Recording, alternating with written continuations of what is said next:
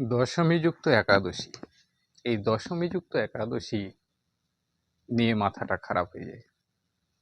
একাদশী এলেই কেউ বলছে আজকে একাদশী, কেউ বলছে পরশু একাদশী, কেউ বলছে না আজকের একাদশী তো দশমীযুক্ত একাদশী।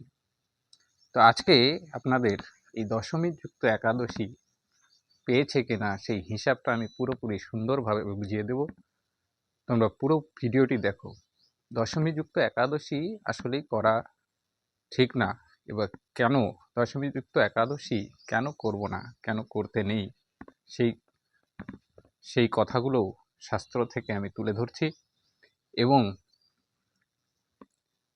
দশমীযুক্ত একাদশী পেয়েছে কিনা সেই হিসাবটা আমি ভিডিওর শেষে তোমাদের সুন্দরভাবে বুঝিয়ে দেব। সঙ্গে থাকুন, পুরো ভিডিওটি দেখার চেষ্টা করুন। দেখো, আমি কিন্তু মন গড়া কথা বলছি না। হরিভক্তি বিলাস তথা 1200 বিলাসের পৃষ্ঠা 680 থেকে বিভিন্ন পুরাণ, নারদ পুরাণ, কুর্ম পুরাণ, বিষ্ণু রহস্য, ভবিষ্যৎ পুরাণ, ব্রহ্মবৈবর্ত পুরাণ, গরুড় পুরাণ, পদ্ম পুরাণ, মার্কণ্ডেয় পুরাণ, এইসব বিভিন্ন পুরাণে কি কি বলেছে, হ্যাঁ, এই দশমীযুক্ত একাদশী করলে কি কি ক্ষতি হয় সেগুলো আসুন আগে জেনে নিই। তারপরে আমি সুন্দরভাবে হিসাবটা তোমাদের বুঝিয়ে দেব যে কিভাবে তোমরা হিসাবটা করে নেবে দশমীযুক্ত পেয়েছে কিনা। তোমরা শিক্ষিত সমাজ, এই শিক্ষিত সমাজ একটু যদি মাথা খাটিয়ে চিন্তা করো তো নিশ্চয়ই তোমরা নিজে নিজেই সেই হিসাবটা বুঝে নিতে পারবে। তো আসুন, ভিডিওটি যদি ভালো লাগে থাকে একটু লাইক, কমেন্ট, শেয়ার করে, যারা ইউটিউব থেকে দেখছো তারা একটু চ্যানেলটি সাবস্ক্রাইব করে পাশে থাকবে এবং যারা ফেসবুক থেকে দেখছো তারা চ্যানেলটি প্রোফাইলটি ফলো করে পাশে থাকবে। তো দশমীযুক্ত একাদশী করলে কি কি ক্ষতি হয় প্রথমে জেনে নিই। দেখো, স্বর্গগতি নষ্ট হয়, পূর্বার্জিত যত পুণ্য আছে সমস্ত পুণ্য ক্ষয় হয়, সন্ততি নষ্ট হয়, দেহান্তে নিরয় গতি লাভ হয়, শত বর্ষার্জিত পুণ্য ক্ষয় হয়, নিত্য পরমায়ু ক্ষয় হয়, সুখ ধর্ম বিনাশ পায়। এই দশমীযুক্ত একাদশী করলে পরে ইহলোকে পরলোকে সুখ থেকে বঞ্চিত থাকে, সপ্ত জন্মার্জিত পুণ্য ক্ষয় হয়, পিতৃগণ সহ প্রেতজনি দর্শন হয়, বিপ্রঘাতী, নারীঘাতী, শিশু হত্যা, গুরুঘাতী পাপে লিপ্ত হয়ে থাকে। কখনো শ্রীহরির প্রিয় হবে না যে দশমীযুক্ত একাদশী পালন করবে। দশমী বিদ্যা একাদশী পাপ থেকে মুক্তির কোনো উপায় নেই। কিন্তু দশমী বিদ্যা একাদশী যারা ব্রত পালন করে থাকো তাদের এই দশমী বিদ্যা একাদশীর যে পাপ হয় সেই পাপ থেকে কোনো নিস্তার পাওয়ার কোনো উপায় নেই। দানবদের শক্তি বৃদ্ধি পায়। এই দৈত্যরাজ হিরণাক্ষ ছিল প্রহ্লাদের বাবা। এই হিরণাক্ষ কিন্তু এই সমস্ত মুনিদের এই দশমী বিদ্যা একাদশী করিয়ে স্বর্গরাজ্য জয়লাভ করেছিল।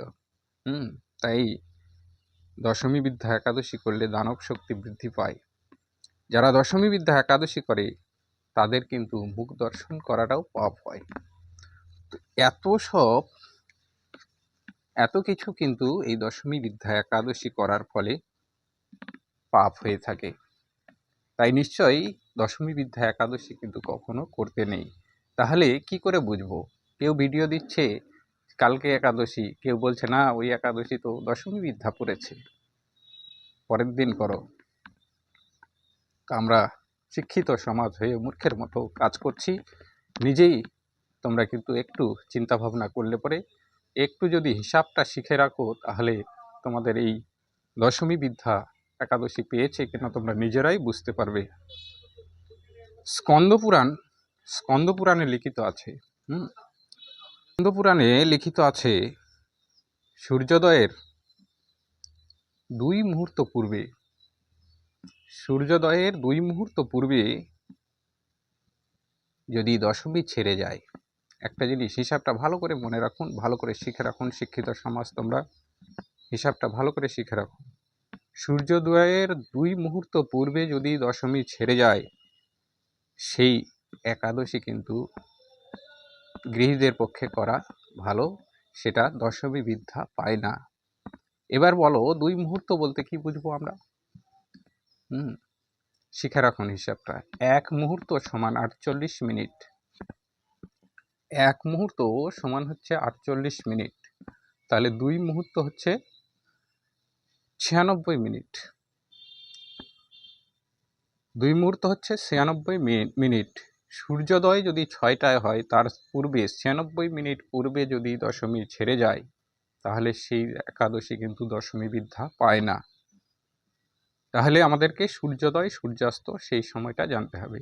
তাহলে সূর্যোদয় শিক্ষিত সমাজের মোবাইলেও সূর্যোদয় কটায় হয় সেটাও পেয়ে যাবে, পঞ্জিকাতেও পেয়ে যাবে। তা সূর্যোদয়ের সময়টা তোমরা দেখে নেবে এবং সূর্যোদয় থেকে 2 মুহূর্ত পূর্বে অর্থাৎ 48 দুগুণ 96 মিনিট পূর্বে যদি দশমী ছেড়ে যায়, তাহলে কিন্তু সেই একাদশী দশমী বিদ্যা হয় না।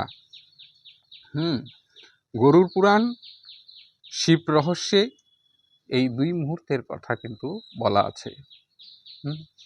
গরুর পুরাণ বা শিব পুরাণতেও কিন্তু 2 মুহূর্তের কথা বলা আছে। ভবিষ্যৎ পুরাণেও কিন্তু এই 2 মুহূর্তের কথা বলা আছে 96 মিনিট পূর্বে।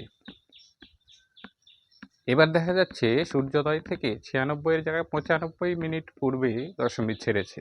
1 মিনিট কম বেশি যদি হয়, সেই একাদশী কিন্তু করা গৃহীদের পক্ষে একদমই উচিত নয়, সেটা দশমী বিদ্যা হয়ে যায়। তাহলে হিসাবটা বোঝা গেল? 2 মুহূর্ত, 1 মুহূর্ত সমান হচ্ছে 48 মিনিট, 2 মুহূর্ত হচ্ছে 96 মিনিট। এই 96 মিনিট পূর্বে যদি দশমী ছেড়ে যায়, তাহলে কিন্তু সেই একাদশী করা যায়, কোনো অসুবিধা নেই। তো বোঝা গেল? আজকের এই ভিডিও দেখার পরে নিশ্চয়ই তোমাদের আর দ্বিতীয়বার কারো কাছে শুনতে হবে না বা বুঝতে হবে না যে একাদশী তোমরা পালন করছো, সেই একাদশী দশমী বিদ্যা পেয়েছে কি পায়নি। তাই ভিডিওটি সবার কাছে একটু শেয়ার করে সবাইকে জানার এবং বোঝার জন্যে সাহায্য করুন। আবার নতুন কোনো ভিডিওতে দেখা হবে। জয় নিতাই গৌর হরিবল, হরে কৃষ্ণ।